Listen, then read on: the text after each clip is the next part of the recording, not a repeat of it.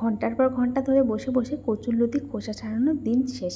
কয়েক সেকেন্ডের মধ্যে ছাড়িয়ে নিন কচুরলতির খোসা। আসুন দেখে নেওয়া যাক আমার এই ভিডিওটিতে কীভাবে ছাড়াবো কচুরলতির খোসা। বাজার থেকে লতি নিয়ে এসছে, আর লতি আনলে মাকে সেই ঘন্টার পর ঘন্টা ধরে লতিগুলো ছাড়াতে হয়।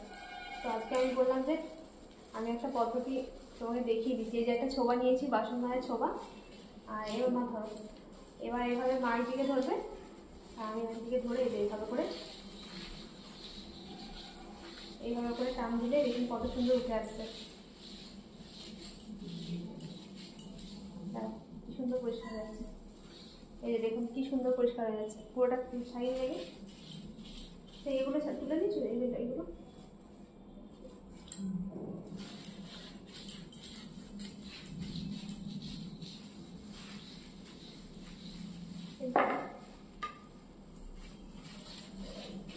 কি সুন্দর পরিষ্কার হয়ে যাচ্ছে। আর যখন অনেকক্ষণ ছাড়ানোর পর এই যে ছোপার মধ্যে আটকে যাবে, এই আঁশগুলো এগুলো তুলে দিবে।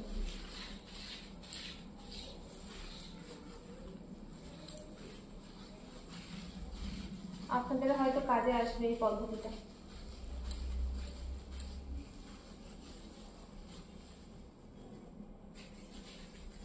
এখন অনেক লতি আছে, বলো ভাই?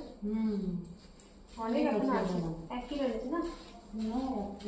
অনেকগুলো আছে।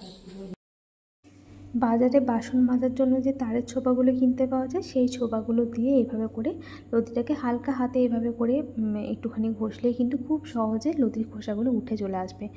আর দুজন দুদিকে ধরে যদি টান দেওয়া হয় তাহলে কিন্তু বেশি সুবিধা হয় কাজটা। দেখুন কত সুন্দরভাবে পরিষ্কার হয়ে গেছে খোসাগুলো। আর বটি দিয়ে এই কাজটা করতে হলে কিন্তু অনেকক্ষণ ধরে বসে বসে বসে বসে খোসাগুলো ছাড়াতে হয়। তো আপনাদের যদি এই ভিডিওটা একটু উপকার আসে তো আমাকে কমেন্ট করে জানাবেন। আর যদি আপনারা এই পদ্ধতিটা আগে জেনে থাকেন তাহলে কিন্তু আমাকে কমেন্ট করে জানাবেন। তো চলুন আজকের মতো এই পর্যন্ত, আবার দেখা হবে নতুন একটা ভিডিওর সাথে।